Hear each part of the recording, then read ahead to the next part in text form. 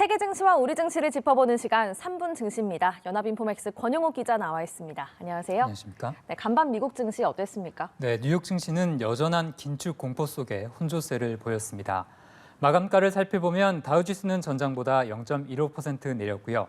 S&P 500 지수는 전장 대비 0.14%, 나스닥 지수는 0.40% 각각 올랐습니다. 뉴욕 시장은 하루 전에 크게 하락했음에도 간밤에 강하게 반등하지는 못했는데요. 네. 제롬 파월 연방준비제도 의장의 발언 여파가 이어졌기 때문입니다. 또 간밤 나온 경제 지표도 긴축 공포를 키우는 내용이었습니다.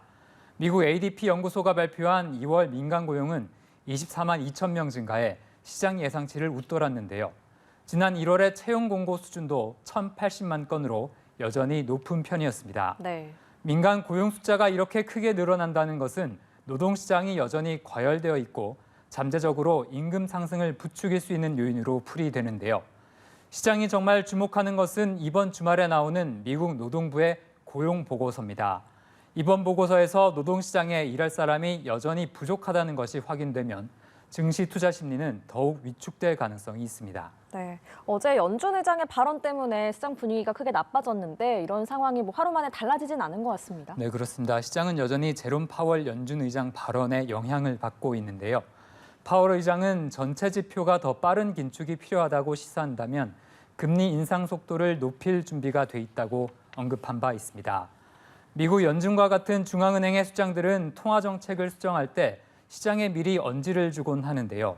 갑작스러운 정책 변화에 시장이 놀라지 않도록 하기 위해서입니다.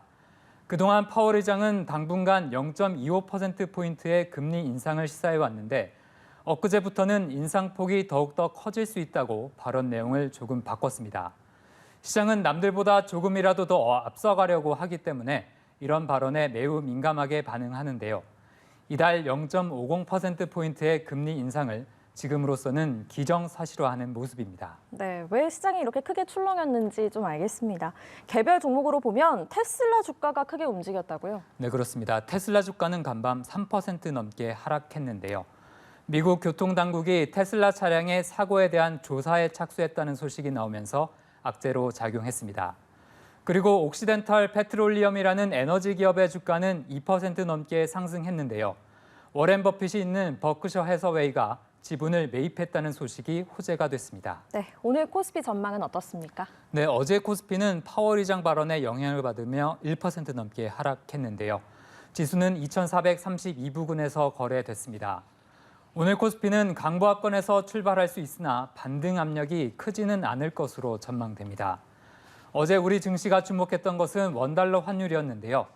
환율은 하루 사이 22원이 오르며 1,321원에 거래됐습니다.